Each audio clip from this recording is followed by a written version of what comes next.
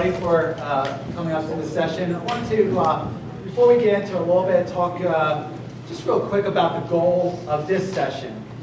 We have 3 different sessions. I know some of you were sort of talking about, okay, team, break up. You go here, you go there. And of course, I already put out there, I know that if you leave, get up and leave in the next 10 minutes. I know this has been a real stinker of a breakout session, okay?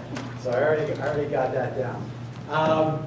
But the goal of this session really, as George and I are going to team present just some expansion on some of our earlier comments, the goal was intentional in the way this room is set up, because as we present some different ideas and things that we're working through, we'll want to have an opportunity to take questions, but we're not looking at it that it's George and I that are going to be necessarily the people that answer the question. Because I think around this room, I believe you guys are all doing various things and have some great insights and perspectives to share. And actually, some of you, I know some, but not all. Some of you may look like we're further along than you are, and that's great. Then we want to hear what you're doing. So George and I will talk a little bit more in expansion on the pieces that we've worked through as leaders in this area, and then we want to spend the majority of our hour here talking through some different challenges from a leadership angle that we might be working with, and when we do that, we want to get to know each person here, and hopefully we can really build a really good leadership network in doing this work. First thing I had mentioned in my keynote that in realizing that we needed to just make this move and stop talking about the why, and we really felt that we were a lot closer than we think, that was a big leadership moment for us, because all of us around that table had no idea.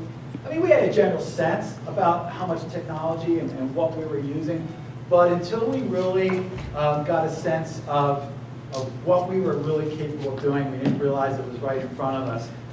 We started saying, we got to make some moves here. Now, what we did in that conversation is we didn't say, okay, we're going one-to-one all the way across the district. It didn't really start, and it may come across this way, it didn't start as a one-to-one conversation. Okay, that's where it got to, but it didn't start that way. It just, with the inventory and some other catalytic moments, it was, wow, we have got to take rapidly different steps than what we've taken up to this point. So what we did, we had in our district a couple years ago, it's called Technology Leadership Group. And it was mainly a district level group. It was myself, it was Chris McCaffrey, who we met earlier, our director of technology, and then a couple of other of our IT folks. And we realized, as we kept meeting all the time, we realized there's people missing from this table, right? It's just myself and the technology group, and we were calling ourselves Technology Leadership Group. There's some important people that are missing. So what we did was we said, okay, who should we bring to the table? We don't want to bring necessarily all the principals in or everybody, because as we were, a couple years, we just wanted to look and say, who do we think was at a place that could join the conversation, and were at a place with their school and their staff to lead some of this work. And so that's where we brought in the high school, we brought in one of our middle schools, and one of our elementary schools. And we brought them in to the conversation, and then we started taking a look at, we used Lodi, and we used a lot of other things to try to gauge where you were as a school, as a teaching community, and what steps then do we need to take going forward. So that was some of the early conversation and some early steps that were done. We also, in bringing the principals into the conversation, we also realized too, I needed to get the technology folks into the instructional conversation. We had been hearing, and this is not to be a criticism, we're blessed with a great IT department, awesome people. But what we were seeing instructionally throughout the district, and you probably can all relate to this, is frustration on our teaching staff and our students in using technology because of login time. Right? Open up the computer, turn it on, go through your different logins, And what was happening at first was, we had people that said, what's the big deal? It takes a couple minutes. It's not that long. And we might think about it as professionals in our office. Fine, when I come in, I hit power on the computer, I go get a cup of coffee, get the coffee, come back, okay, hit my login, go, maybe pick up this paper, come back, and I might look and say, it was about 3 to 5 minutes, big deal. In a kindergarten classroom, 3 to 5 minutes is an hour, right? Kids will, as Kristen mentioned earlier with the website, if it doesn't load up, they're moving on. So we were realizing that the technology folks were not appreciating that, as silly as it sounds, as a significant barrier to getting technology really flying in the classroom. So once we started bringing the technology folk, I started saying, get into the classrooms, go. I want you to go into the classrooms. And start putting them when we have now curriculum department meetings with our department chairs and supervisors and principals. The technology folks are there. I want them to understand what we're doing across the district so that they can better serve and make the end user experience a very good one. And that is their attitude, and they know that. They know that their role is to serve, to make sure that the end user experience is an outstanding experience. We also, from a leadership realm, I realized that I needed to do a lot more personally with technology, from a modeling sense. And probably not in this room, but probably back in some of your districts, I use the analogy of, I'm no good at math, right?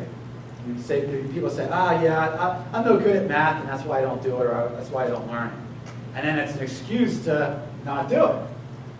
So you might have those say, yeah, I'm no good at technology, and so I'll do the basics, but I'll do as much as I can to kind of look away or not really dive into it. And so I realized that me personally, I needed to model and really force it. And there were two things that we did this year. One was in October, Connected Educator Month. We made a piece, we made a big deal. Chris McCaffrey did a lot of work. But I said to the leaders, Kyle and Steve are here, and George, that everybody must do something. So I don't care what it is, but everybody must do something during this month in line with the different things going on in Connected Educator Month. Now, I would say a really strong majority of the group did something. But I knew that I still had maybe 1 or 2 leaders that might have done something, but they still didn't embrace it yet. It was maybe a distraction or something extra. So, what was that, about a month ago? I said, fine, this is it. Now I'm totally cutting over to Google+. I'm not emailing attachments. I'll still do emails now and then, but I'm not doing much email. We're going to be collaborating online in Google+. Get on board. Some gnashing of teeth, admittedly, right? Kyle, Steve, some people are like, holy cow, how do I get on? How do I do this, right? And what's happening, and can you just go? I have a tab on there, just to show you. So on this, I have an instructional leadership community for our district of just instructional leaders. And so, of course, we have fun. I found this picture about science fair, threw it on there, kind of ripped on my science supervisor a little bit. But, the leadership group collaborated, joked around a little bit. If you keep scrolling down. But this is where we're learning. And everybody's contributing. Frank Reese, our one assistant, put a video on and tells us what does it take to be a great leader. And then our leadership team is collaborating, adding comments. You keep going down. I'm putting stuff on instead of emailing a link or emailing the legislative report, just putting on there. Here it is. This is the latest. This is what Chapter 4 is now in, and start showing me that we reviewed it. Keep going down. This is where we're sharing various things, discovery education. We keep going down. That's a great video. And some of this stuff is locked down. Some of it's public. Great professional development that you got to watch. I'll have to send that to you so you see that. But keep going. Keep going. Another principal putting on a piece about grit, Angela Lee Duckworth, adding comments to it. Keeps going. Other people putting things on. Keep going. Where is it? Keep going. big. So right there, instead of putting out an email to the group saying, give me your feedback, and now start getting this load of different emails. Some hit reply all, some hit just reply, some may not have read the thread, and so realizing that as I'm trying to get feedback on a particular question, I think this one might have had to do with PSSA testing window or something like that, but I did another one with the snow dates about, hey, I need to move the quarterly date. What do you guys think? Give me some feedback in a couple days. And boom, the whole thread of comments is right there. Everybody's building off of each other rather than, as we all know with the emails, looking at the inbox that keeps coming in and having to work your way in and out of the different email. So this was my attempt as a leader to model a little bit more collaboration that I wanted to have happen online, and so that we also can send to our teachers and our students that this is what I'd like to see happen. The next piece as we work through, the idea, you may have heard go slow to go fast. And I think that's important because you've heard in some of our presentation, we talked about this being a couple years of this evolving conversation. I like to use the analogy with leadership with this point of Will Ferrell from Old School. If you've seen that movie, there's a great scene in there where he's streaking to the quad, right? He has no idea that nobody's behind him. And he's out there, right? And so I often think about that scene from a leadership standpoint that I think we can all relate. That we have to make sure that when we're leading some of this, we got people that are streaking to the quad with us, And in fact, as a leader, we're supporting them, and they're out in front, and we're serving them to really make this work happen. So that was important as we were evolving through this conversation. We wanted to make sure that we were building capacity and bringing a lot of people around the table. And it has built a lot of momentum as doing it. We also did a lot of research and development, and that was a big piece too. I think our tech department has had every Chromebook that's been produced. We've had MacBooks, we've had Dells, you name it. We've had all kinds of devices come through our tech department, and we put devices in teachers' hands in the classroom and just say, kick the tires, tell us what you think. And we've done that over the years, and we continue to do that, and I think that's important. So we did these pilots, and we'll continue to, because I don't believe pilots is a bad thing. It's just that we realize that we can't stay in pilot. At some point, you got to take what you learned from your pilot and scale it up. And so we did a lot of work in taking a look, doing that research and development, putting it in technology department's hands, putting it in teachers' hands, but then also having a classroom here, classroom there, so that we could learn from it. But then it was always with the idea that we're scaling from here. And then last piece, I looked at work as leaders, and I mentioned this before. These were some big questions that we worked through. First one, it wasn't who is at the table, who is at what table. We had a lot of different tables. We had our school board. We have a technology committee. One of the members is here with us this morning. And so we had those levels of conversation with representatives of the technology department and instruction, working with our board to have those conversations. We had a table of conversation at the district level, at the school level, and even down to the teacher level, as you heard George talk about as far as the teacher action committee.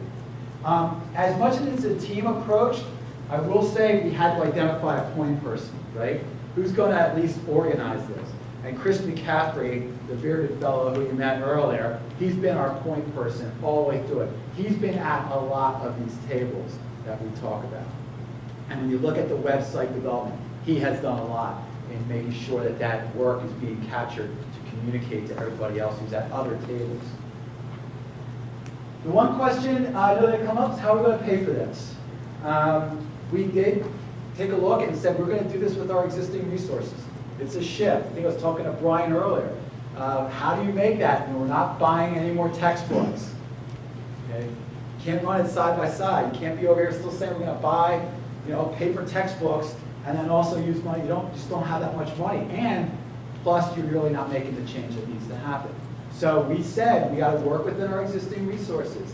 So I'll give you a real quick. I know you're in the other sessions or maybe getting a little bit more information on this. If I use the Chromebook as an example, what's the pricing points for the Chromebook today? $279. Okay, $279 over 4 years. With the students paying $40 a year as an self-insurance fee. So now cost that out over 4 years. $40, which is the self-insurance that we're self-insuring as a district. What that basically means is, so the tech fee is $40 a year. So over 4 years, we're getting $120 as a shared responsibility from the student and the family to help offset the costs. But what that $40 also does is just adds, as a self-insurance, we have 2 times breakage replacement. Chris had talked about having Chromebook, it's broken, here you go back to class. When you get to the 3rd time of breakage, then we're looking and say, okay, there's something going on here. You're not doing a good enough job taking care of the device, and now you need to pay a little bit more. But that $40 in helping over the years offset the cost, looking at that from 120 to 279, what's left to pick up over 4 years? So when we looked at those costs, frankly, the cost on the device was the least cost that we had to worry about. Going back to what our focus was, it was on the access, wireless, the infrastructure, and what were we going to do to invest in professional development. There are a lot of different pricing points for devices out there. I will tell you, and I won't go too far into it, we did start in our journey in the Apple League. Okay? Why? Because 2-3 years ago, right, they were the bigger player. Google had, the Chromebook, and where I was 2-3 years ago, I was really nervous because I was doing this whole, and George heard me, well, I don't know, the Chromebook's just not tested, people really don't know. I'm a little worried about, how the community is going to understand this whole living in the cloud, all this web-based app. And I was really reluctant. I was like, well, Apple's a known commodity, the professional development, all of this. But when we looked at the pricing point, we realized that, well, to get the device, we were going to have to forego professional development. Need the professional development. And what is it we are trying to do? That's a great question. And what we realize is we don't have it concretely defined yet. We're developing it as we go through it because there's a lot of people that have different ideas. And so, in your work as leaders or our work as leaders, we're continually thinking about what is it that we're trying to do. Creation, collaboration, but I also look and say, I've shared our team, you need to be prepared for the jaywalk. The whole Jay Leno, they stick a microphone in your face and say, quickly, tell me the answer to this question. So we did recognize that we need to have some talking points, microphones put in our face. We can speak articulately, but succinctly on what it is we're trying to do. And so when we talked about where we were starting, the big push for our focus here today is the high school. But I will tell you, our middle schools are coming online and our elementary schools. So this is a district-wide piece. It just so happens for today, our focus as far as a host site is in on our high school. And George can talk a little bit about, why it fit best within the high school at this time. And this is a change. We high schools are an animal amongst itself. We call them battleships. So you try to move them, it takes years. But I step back and I say, why? When you're relatively successful, now you put big brakes on.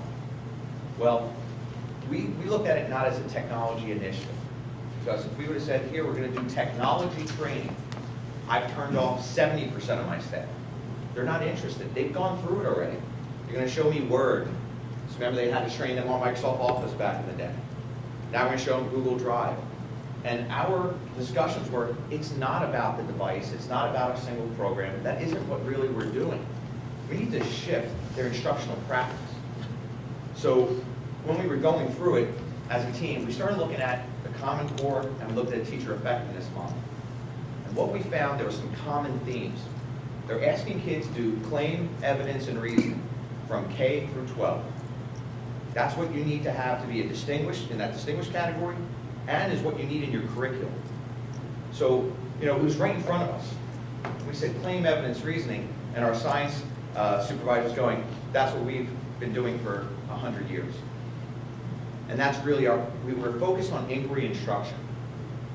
But then we stepped back and said, well, isn't that what English does? They have to investigate, they compare two pieces of literature. They develop a claim. Shakespeare did X. Then they investigate it, and they draw those conclusions and present it. Not very complicated. However, it's not how we were all trained to teach, unless you're in elementary. Secondary, that is the farthest thing from what we did. I'll give you some of these notes. I was a history teacher. So part of it involved play, rewind, fast forward. So for us, we had to move this as an instructional practice. So we spent a lot of time on training our teachers, and we didn't do it alone. There was the I-9 grant, I think, that came out 4 years ago, and we worked with the Asset Corporation, which is a nonprofit that focuses on inquiry instruction for elementary schools. And as a high school, we said, we want that practice in our high school because it makes sense. Kids love learning K through 5. They do. And then all of a sudden, I was a middle school principal here. All right, everyone, let's line up in these rows. I'll give you all the information you need for the next 7 years. Not good enough anymore. So we brought them in. They did a cadre of 30 teachers and administrators. We sat in this training because we needed to learn. But it wasn't just those 5 days. What would happen is we did 2 days, and then I took over. My assistant principals took over in the classroom, planning lessons. Because this wasn't going to happen, our shift, without the support of an instructional leader. I mean, and Steve's, we have to model the change. If we don't do it, they're really not going to follow us. Last week, we modeled an inquiry lesson for we're in the second year of our inquiry, and we're using the use of time. So I brought in the staff and I said, okay, our issue is we need to create more time in the schedule. What do we need more time for? So all I was doing is running an inquiry lesson for them. They developed the questions. And I said, well, how are we going to go about investigating? They developed a process. I said, well, what kind of schools are we going to look at for their schedule? They developed a criteria. And I said, well, how are we going to share it with different groups? I go, eventually I'm going to have to show it to Dr. Gerhardt and the school board. What does that look like? They developed a presentation. So modeling that process has helped people understand faster. And then when they're in classes, we support them throughout. And that was a big part of our acceleration. So things have happened a little faster for us. But more importantly, we had to put this together. And it wasn't just going to happen with Steve or Dr. Ruth or myself or my assistant principals. I can't emphasize that committee structure, what it has done for our school. We broke up the model of top down. We know what the issues are. It's not that hard. We ask you, all you have to do is walk down the hall and say, what's your number one issue? Teachers will tell you what they wanted to do. And I said, okay, well then, let's do it together. Because if you think about it, that's 9 hours of professional development that we lose when I would get in front and just say, there's going to be a fire drill on Thursday. So they developed a plan. They present to their peers. And I'm sitting there going, I'm asking questions. My role is in collaboration with them. So we've been able to accelerate some of our processes together. And it starts with the modeling Steve has done. So that's how he's run it as well. He never came out and said, okay, we're not going to look at max, it's too expensive. That isn't where we started. We started with the instruction. What are the biggest issues? Startup time. And then we eventually ended up with our Chromebook. But we did that together. Because very quickly, it could have said we don't have any money. But then we wouldn't have understood why we are where we are. We also involved our students, putting the pieces together. We talked about our teachers, but we had this group of students in our ISTEM. It's basically students self-selected to be in a rigorous curriculum. And we didn't put any criteria on them. We didn't say you couldn't be special ed. We didn't say you had a certain GPA. We said you had to have an interest. First year we had 70 students. And Patrick, he was working here as an assistant principal, he was coordinating that. Kids were excited, parents were excited, we gave them a Chromebook. And it was very difficult. I mean, ninth graders coming into a new way of instruction, parents got nervous, you have those growing pains. Well, from year 1 to year 2, went to 140 students, 137, we doubled. I got my simple tallies, we're at 227 students today for that program. Half of our class is now an honors type curriculum, who typically would never have access. We changed the instructional model, gave them access, and here they come. So that's why we had to invest in our people and ask the students, what do you need to be able to do what we're asking you to do? And that group of 70 gave us a lot of feedback. It's basically when you ask a ninth grader, what do you think? They tell you unending what they want and what they need, nonstop. So when you're down in these classes, they'll say what they like, what they don't like, which is great, because it is together. And that's one of the things we're most proud of. Also looking at our committee structure, we didn't just look at the one-to-one initiative. We looked at an inquiry. We also looked at use of time. We also have a spirit committee. We have a culture. We have all these different committees working, so we're able to do things a lot faster. And it starts from Steve, and I could say it in Dr. Ruth, they allow this to happen. So as leaders, letting go is critical. It would be very difficult if every time I had to turn around, I go, is it okay, Steve? Rudy, is this okay? And show it to him. It wouldn't work. It also would squash our teachers who have all these ideas. So it's been very beneficial for us at the high school. But also working with my colleagues at the middle school, we're working together on what's next. Because I need students with skills that are coming. I joke around with our elementary folks. I go, this is a 12 through K program. We end here. So what does that look like? So that's why we work very closely in developing our plans. So with that being said, we need to model. And when we talk about modeling, I'm a year and a half back at Wilson. I was here for 10 years in various capacities and went to started school 3 years ago rather. And when I came in, I haven't been at this high school for 7 years. I used to teach here, so I sort of knew people.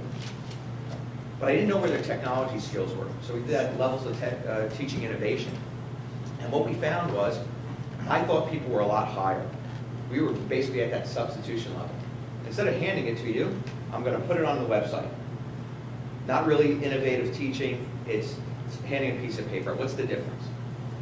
Well, as part of that, we realized as an administrative team we needed to change. And if, Steve, if you click on any one of the links, I'll show you the various levels.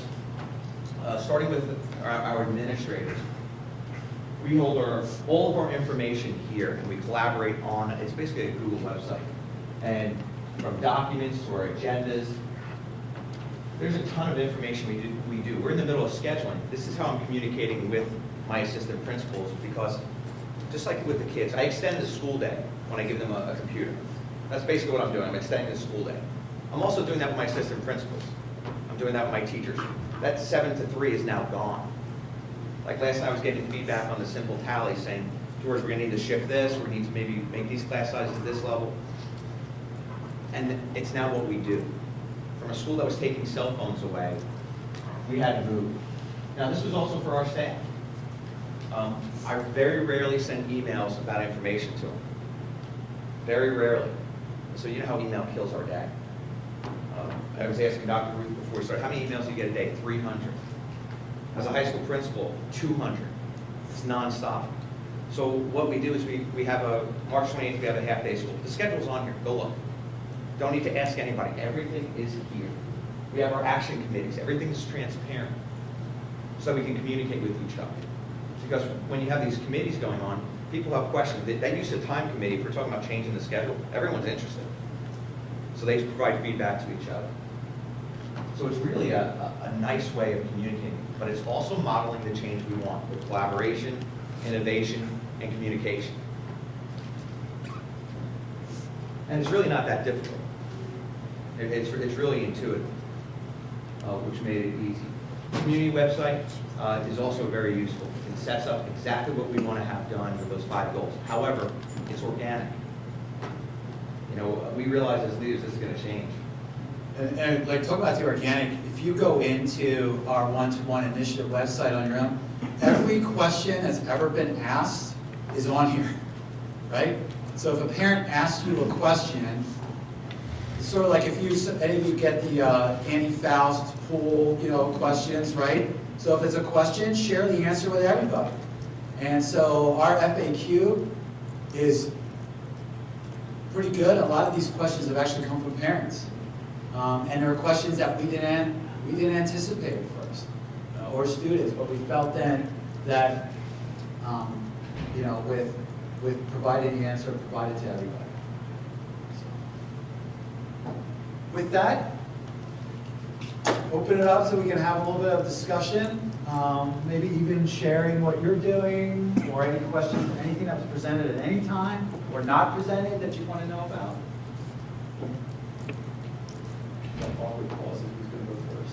If you don't mind, just for getting to know each other, introduce yourself and where you're from and your role. Okay, my name is Bill Breakout. I'm from the school district in Bucks County. I'm the instructional tech specialist in the building. I was talking with Stephen earlier. I'm a certified teacher. I like to call myself the lone candle in the darkness. So I was sent here with a bunch of questions from my admin team. Okay. And I turned to them and said, I don't need to go, right? Yeah. But I will drive the limo. I will pay for the limo if you will come. But no, they come here with their questions. So, and I have friends on the inside. I have our director of teaching and learning, who's like assistant superintendent, came from a Google school, and she knows the power, right? It's also, your message, right? It's a low learning curve, right? It's not rocket science. It's a small step which leads to this phenomenal shift. Once you've lived it, you know it. You're like, oh, all that time before it wasn't part of that. But it's getting people to that place where they're comfortable. And the one question, and you've answered all the questions here, but the one, in what ways did you evaluate success of your implementation, student achievement data, multiple measures, et cetera? So that's like that central office question, right? Sure. We're developing that. We don't have it developed yet. So what's your plan for how you will measure? Right, so the plan is, and some of our conversations of what we're developing is we said we do have to develop benchmarks. What are benchmarks that we're going to use to evaluate the success of this program, quantitatively and qualitatively. I think we're really careful not to, and George can challenge me, but I don't believe they have heard from me that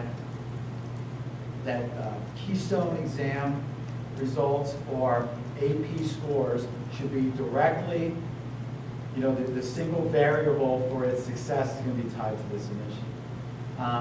So we're really approaching it from a lot of different benchmarks. We did LODI, so we have teachers to LODI, and we want to use that to see how teachers' practice continues through that continuum, so that's a piece.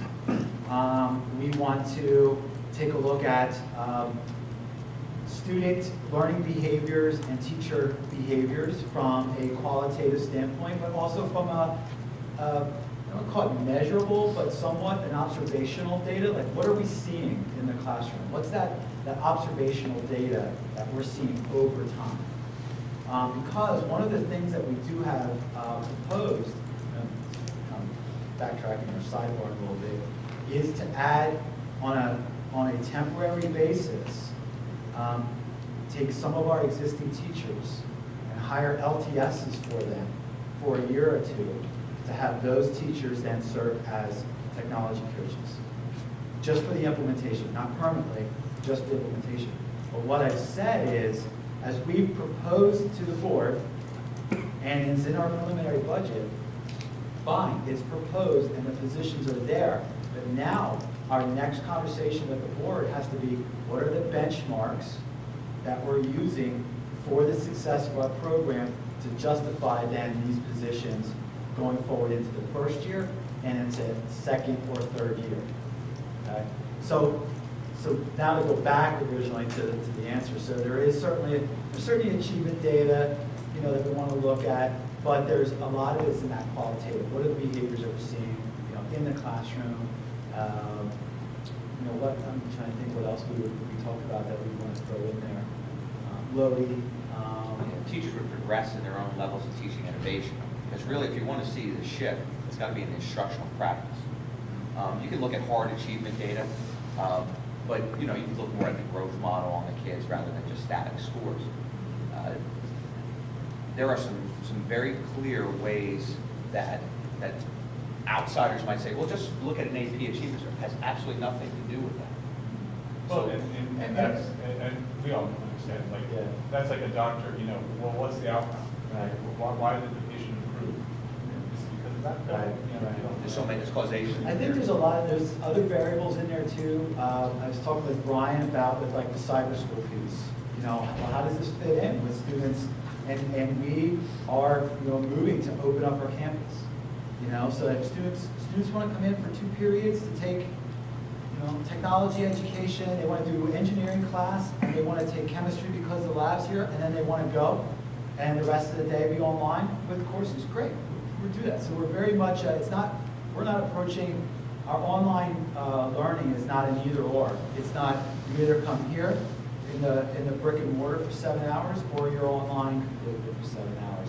It's a, menu.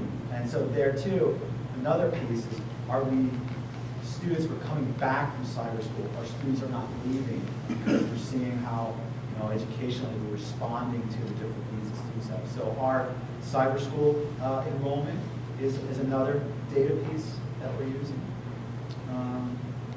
But to kind of half answer your question, and once we have some better ideas formulated, I'm glad to share. It'll most likely will be on our website, but we are still in the process of saying what are the different benchmarks we're going to use.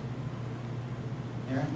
My name is Erin Van Gilder. I'm the Director of Curriculum and Technology at Antietam School District, Dual Certified Trainer, and big believer in your movement. So I'm impressed, and I wish you all the best of luck. I guess one of the things I was thinking about in terms of your benchmark that I've seen in other school districts is not only the loading survey, but also taking a step forward and measuring it based on aligning the Bloom's taxonomy with the ISTE state student and administrative standards. And that kind of helps them with the verbiage of what objectives that they're teaching and aligning that inquiry process along the way. So, as you're looking to look at benchmarks, that may be an inquiry that you want to go into and how they all align. And to build on that, in our work, as George introduced with Asset, there's been some conversations about, well, how are we measuring our success with the inquiry? So it's not even necessarily a technology benchmarking. It goes back to that instructional. So what is it that we're seeing in our classrooms to see if inquiry is really happening and that it is having, the effect that we expect? So a big part of our comprehensive plan too was measuring the effectiveness of our professional development program. Not from a fill out these 5 questions. Did you like the presentation? When you think about how we currently might evaluate PD, it's how you like the session. 1 to 5. The presenter met your needs. 5, 4. That's not. We're saying how are we measuring that the PD is being effective in practice in our classrooms? And so that's some of what we want to be looking at from an inquiry standpoint, not technology, inquiry. Are the practices around inquiry happening, and the technology serves as a tool in helping them through that. Rick Hornberger, Assistant Superintendent at Ephrata School District. As you guys went through this, and I know, George, you were talking kind of about the device, so I'm interested in that, and picking that device, and you didn't want to say max too much. That's inevitable, that's going to come up at some kind of meeting, but how do you stay away from that? For people who are going to one-to-one, and we're close, what do you say, what's the must, what must we do? What do you think are maybe the 3 must-dos, and then what was your greatest failure going through this process? Must-dos, professional development. We can't stress that enough, that was our deciding factor. There has to be a plan for it, because if we just gave them the device, no matter what it is, it was going to fail. It would just be, the digital pencil. We don't want that. That was one of our our biggest recommendation, and that's why we keep moving forward, and that influenced the decision on the device. Because with limited dollars, if you ask which device would you rather have, well, who wouldn't want a $1,200 device? Right. I mean, when it really comes to no. So we realized that that wasn't the goal. We were shifting our ideas to, we want to put our dollars into our teachers and to our kids as well.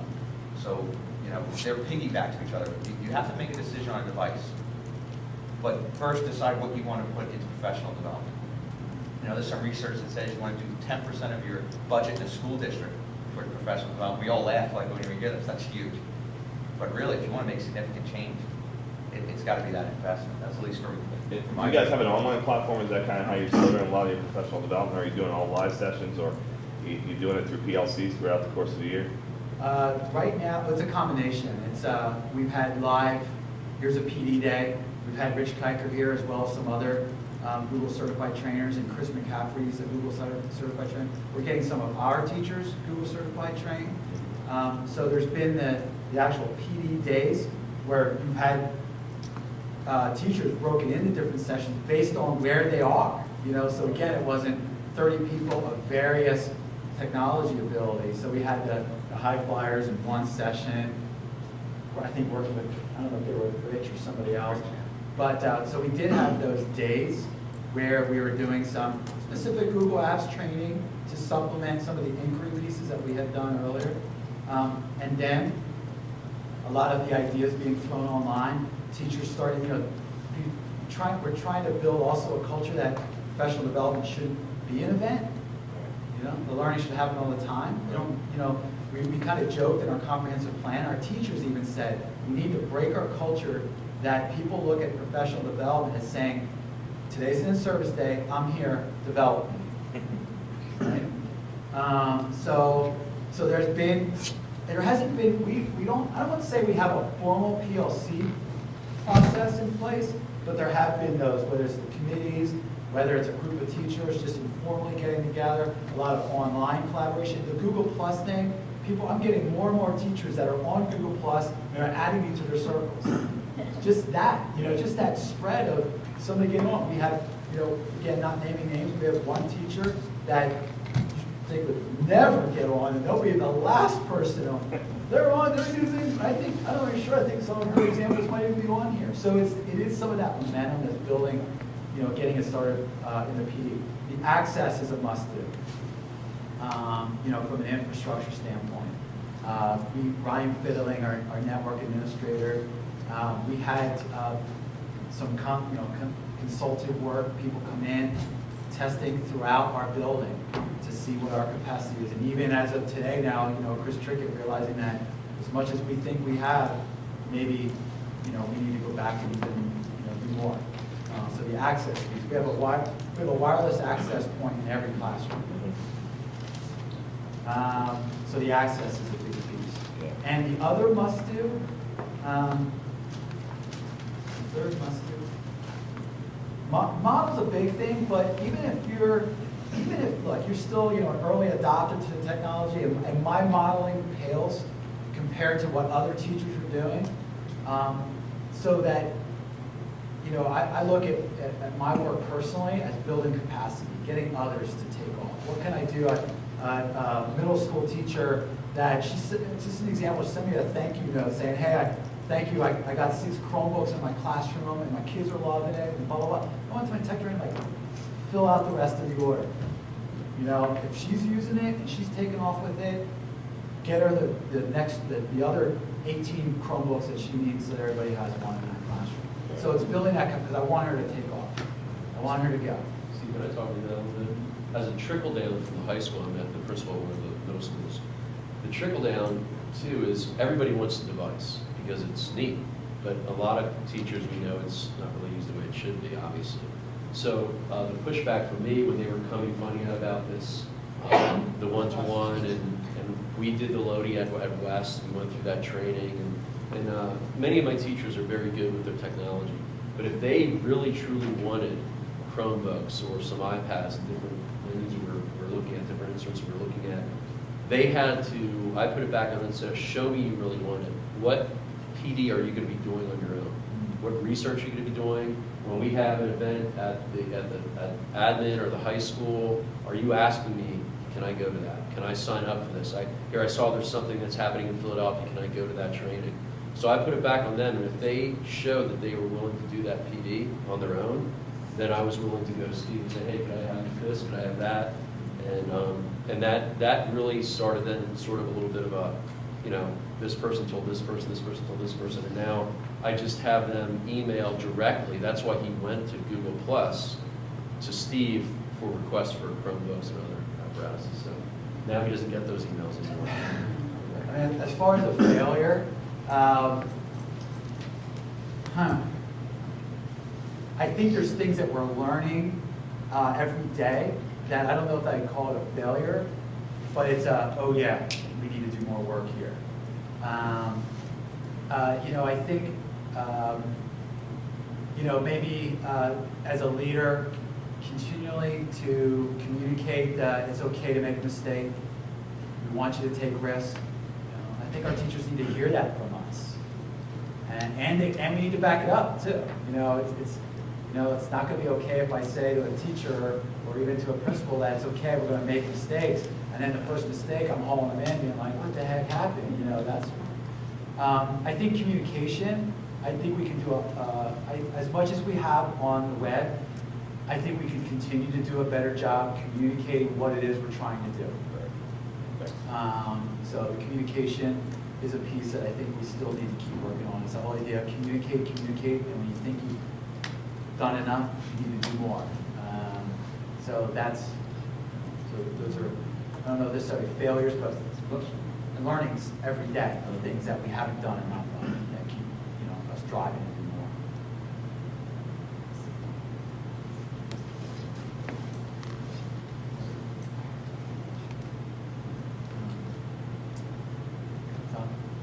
Tom Volker, Director of Curriculum Instruction Technology at Breakout Heights. We're halfway through our one-to-one initiative, and one of the biggest pieces of pushback that we seem to be getting is there aren't many, but there are still families that don't have Wi-Fi at home. How are you handling that? Ryan, it's a great question because I think it was actually just in the Reading paper today about Comcast and how they're definitely expanding their program, and certainly Project Loon would be awesome. To take care of all When that. are you guys just gonna give us like high speed, the entire country just go? Because we don't give you free things, right? Yeah, right. Well, but now you started, we want more. What we did, Tom, we used our free reduced numbers to waive the $40 insurance fee for our students, but that information also helped us then identify to reach out to families to say, do you have internet access at home? And if not, let us get you hooked up. So our tech department is working with families with the Comcast deal to get those. I forget how many homes we found did not have internet access at all. Overall, in the whole building, I think it was 138. I think that's families. Right. Families. Right. Which So had multiple kids. So our tech department, part of their role is to reach out to that family and hand walk them through getting them online. And that's our level of support. And you're not paying for that. That's No, just- no. Maybe speak to that too a little bit, but we're helping, we're reaching out and we're helping them get connected with Comcast with this deal. The other part is, a few of us presented at the Ed Foundation for our school district. Yeah. And we proposed to sponsor a scholar, because we have students, this 138, which unfortunately is growing with the economy, that people can put money towards, with that 501c3 towards a student to be able to pay for it. It's a really good way when you reach out to businesses, at least our Ed Foundation felt. They want to help kids like that. You're providing access for needy students. So we're expecting to be able to use some of those funds there.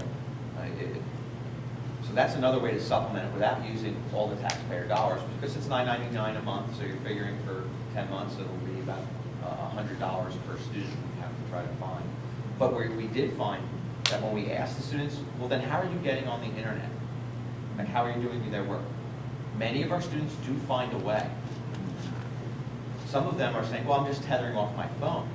I don't have wireless internet at home, Or some have said, well, I'm just stealing my neighbors. And you know, you look at the ninth grade and go, good, you know.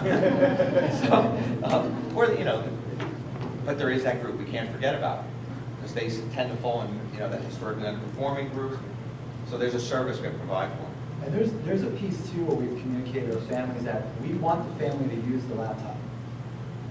You know, and that's a risk, but we said, you know, as a, you know, especially like in some of our ELL families, homes, here's a laptop, when your son or daughter brings it home. If you want to get on and use it, please do. And that filter does that stay on the device then when it's off campus? Another great question. That is some of the work that we're having to do with parents from our parent training about how they can set up filters in their house, because, you know, when they leave here, you know, It's not in the network. then it's on, you know, it's on the home with their filter. That's And our so roadmap. we've been helping families with how to set it up. You can set it up so that even if it's not in the school district, it's not spread through policies, it's not spread through the school filter. Right. So you can set up either way, depending on how you want it. To put not to be device specific necessarily, but I will, in terms of this Chromebook, I'll tell you a major contributor for us was, when we go back to the budget, we were not adding additional technology department staff.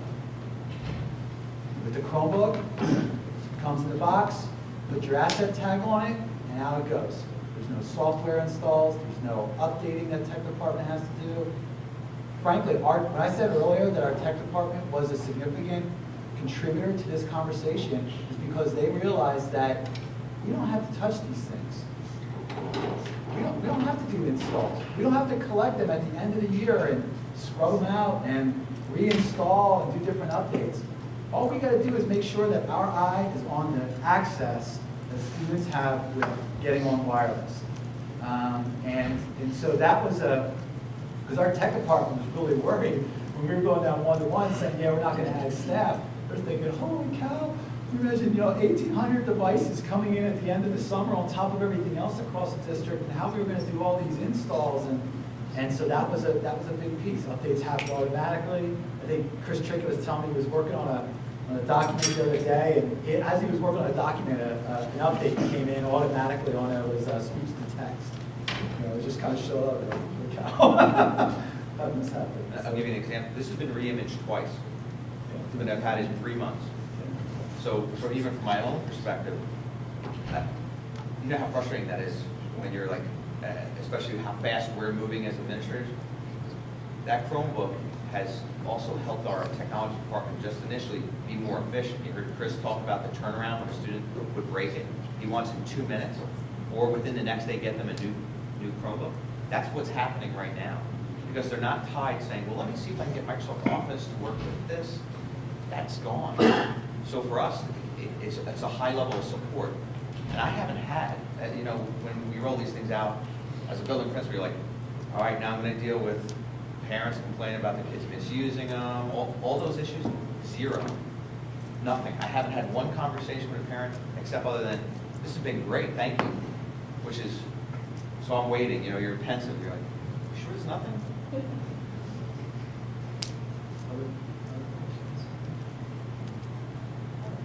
Yeah.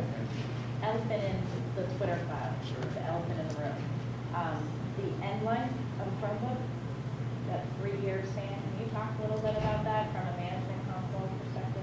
Sure, so it's actually not 3 years. Okay. I don't think. We're pushing forward.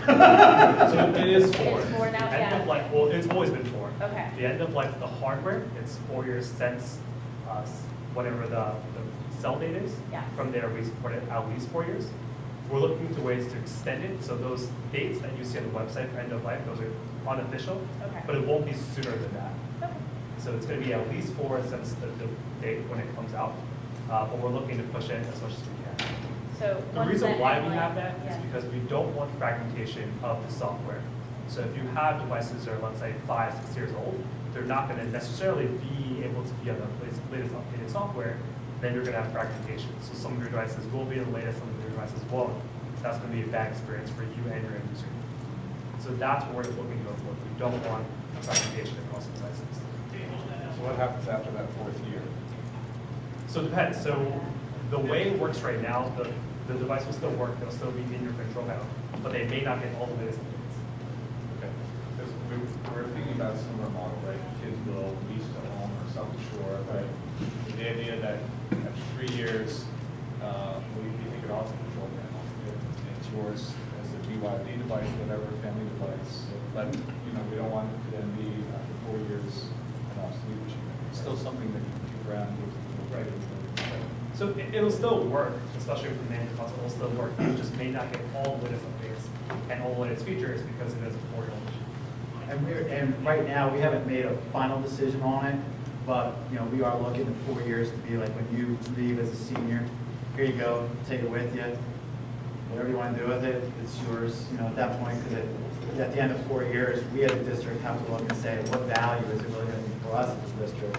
Because, and at first we went into the Chromebook, we're buying the Chromebook because leasing was not an option, but I understand now leasing is. That has started to come online. So now we are starting to take a look at, we could, and we're talking, and Kyle and Steve, my 2 middle school principals, they don't know this yet, but I want to talk to them about, we could probably accelerate middle school technology next year a lot faster than what we had originally happened if we capitalize on the leasing. I know, Chris and Steve. Oh, gotcha. Yeah. So that leasing for the Chromebook is an attractive, again, taking a look at how you spread out that pricing over 4 years, recognizing that even with a Dell laptop, at the end of 4 years, when we were done leasing it, it was $1 buyback. There was just really no value on it. So, Hi, Missy Woodard, Assistant to the Superintendent for Boyertown Village School District. Just a quick question about Chromebooks' capability of administering the state assessments. Yep. That's fine. Yeah. We are not doing the assessments online, not because of Chromebook, but for other reasons. But that's a great question because our concern is that it still requires a local install, which is frankly a little frustrating because that requires a lot of time of the technology department to be doing these installs. I was talking with Brian Patton, who's here from Governor Mifflin. Governor Mifflin Middle School, Kevin Holt, his entire 7th and 8th grade kids this year are doing their PSSA entirely online. And I said, well, I'm going to come over because I want to see what this looks like because I kind of want to stay out of that. But I talked to Brian, and Brian's like, oh, he's like, I'm going, the amount of installation. And he was sharing with me that I had to uninstall all the computers to then install the latest update.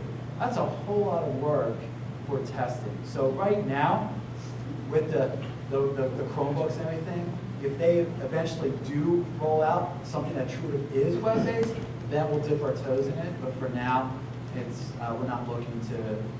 We do CBTs. Yeah, are you doing them in the lab? The vendor that does DRC. They were at PNC, Right. and they mentioned that their timeline is fall, that they'll be ready. I'm sorry, the timeline For is iPad, fall. for iPad and Chromebook, But you're liking basically that. writing on the walls, they want to keep them.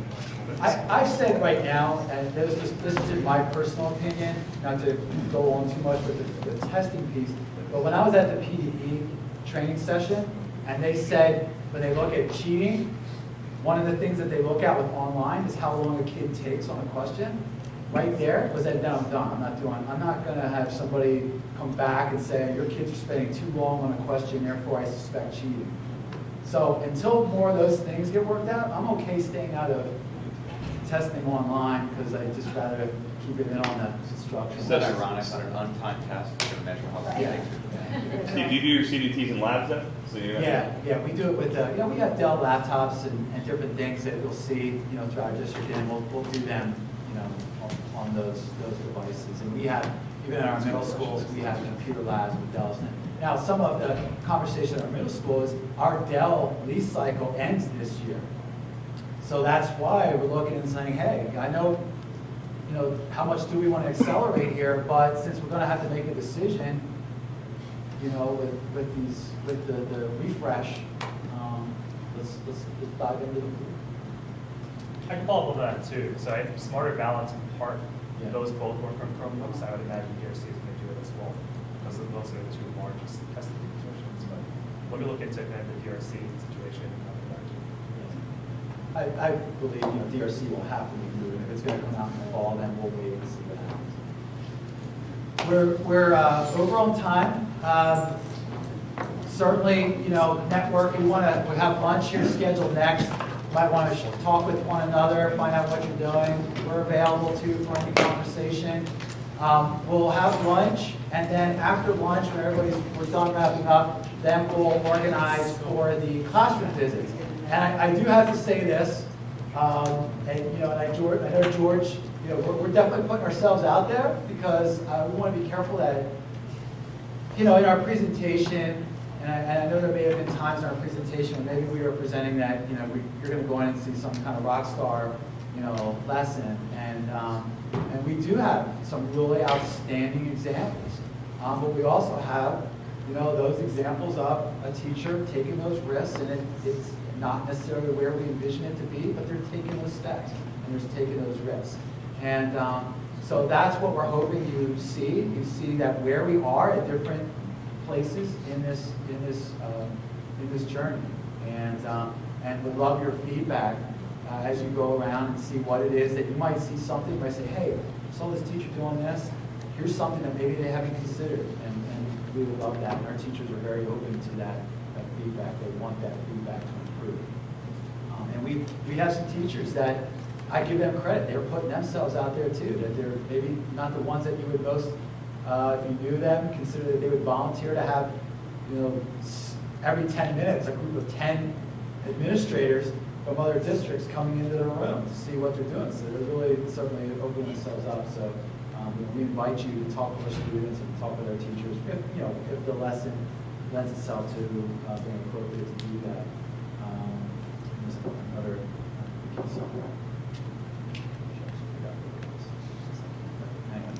So thanks everybody. We can all work as a pack to make our way back down to the line.